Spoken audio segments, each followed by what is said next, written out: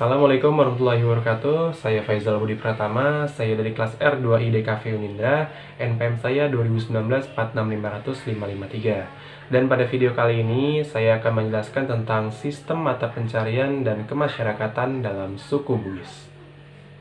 Yang pertama adalah sistem mata pencarian. Sistem mata pencarian suku Bugis sebagian besar sebagai petani dan nelayan, karena masyarakat Bugis tersebar di dataran rendah dan juga di daerah pesisir. Selain petani dan nelayan, masyarakat Bugis juga banyak yang berprofesi sebagai pedagang. Dan kini, masyarakat Bugis juga banyak yang mengisi birokrasi pemerintahan yang menekuni bagian pendidikan. Dan yang kedua adalah sistem kemasyarakatan. Seperti yang kita ketahui, orang-orang Bugis ini suka merantau. Salah satu penyebab orang-orang Bugis suka merantau adalah karena konflik yang terjadi pada kerajaan Bugis dengan Makassar pada abad ke-16 hingga 19. Hal ini menyebabkan masyarakat Bugis pada saat itu sering berpindah-pindah tempat atau bermigrasi. Dan kini masyarakat Bugis juga banyak tersebar di seluruh wilayah Indonesia dan hingga ke mancanegara seperti Malaysia, Singapura, hingga ke Afrika Selatan. Karena jiwa merantaunya itulah masyarakat Bugis bisa merantau hingga ke mancanegara. Kemudian kemasyarakatan Bugis dalam sistem perkawinan. Dalam sistem perkawinan ini dibagi menjadi dua, yaitu perkawinan ideal dan juga perkawinan yang dilarang. Untuk perkawinan ideal, yang pertama adalah asyalang maula, yaitu perkawinan antara saudara sepupu derajat pertama, baik dari pihak ayah ataupun ibu. Kemudian yang kedua adalah asyalana memang, yaitu adalah perkawinan antara saudara sepupu derajat kedua, baik dari pihak ayah ataupun ibu. Kemudian yang ketiga adalah ripa DP abelae, yaitu adalah perkawinan antara saudara sepupu derajat ketiga, baik dari pihak ayah ataupun dari pihak ibu.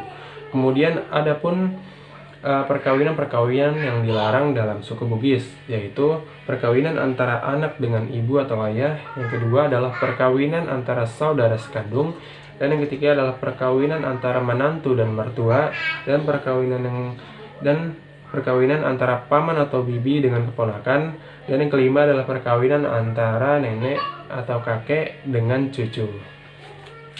Dan untuk tahap-tahap perkawinan secara adat itu juga diatur dalam suku Bugis. Yang pertama adalah letu atau lamaran.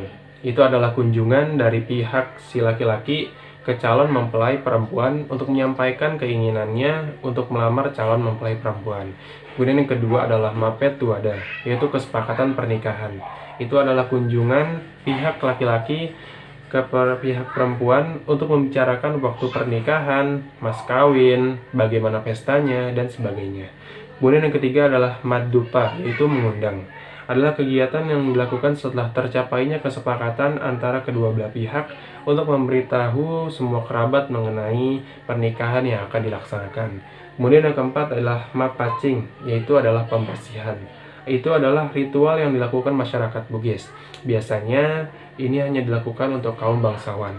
Ritual ini dilakukan pada malam sebelum akad nikah dengan mengundang kerabat terdekat, sesepuh, dan orang-orang yang dihormati untuk melaksanakan ritual ini. Dan untuk cara pelaksanaannya yaitu dengan menggunakan daun paci atau daun pacar.